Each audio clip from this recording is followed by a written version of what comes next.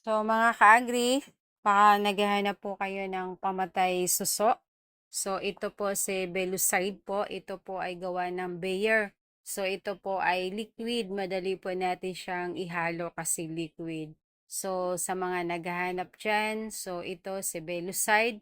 Ito tapusin nyo po ang video po na ito dahil ito po ay ipapakita ko po sa inyo yung mga produkto or mga product na pamatay kuhol or pamatay suso. So ito po si Heat WP. So ito po ay gawa ng Crop King. So ito po ay naka-box.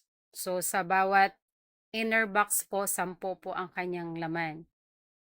So ganun din po ito si Sino-M Niclosamide. So ito ay powder din. Ay yung inner box po niya ay 10 po ang laman. So isang pack, isang karga. Ganon din po si Hit WP. So ayan, makikita nyo po ito po si Sino-M Niclosamide 70WP. So ayan, baka mga naghahanap po dyan. So may idea po kayo. Ito naman si Tune Up. So ito po ay gawa ng Prime Stock. Powder din po siya, WP. So nakapakpak din po ang nasa loob niya. So inner box, 10 din po ang laman.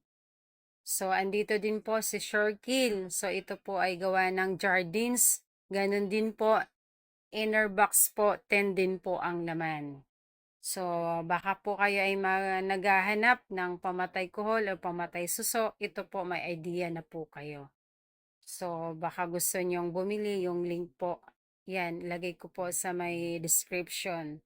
So, ayan, si Surekill. So, sa mga ka-agri po natin dahil panahon na ng taniman, so tag-ulan na, so yung iba naghahanap na po ng pamatay kuhol or pamatay suso. Thank you everyone!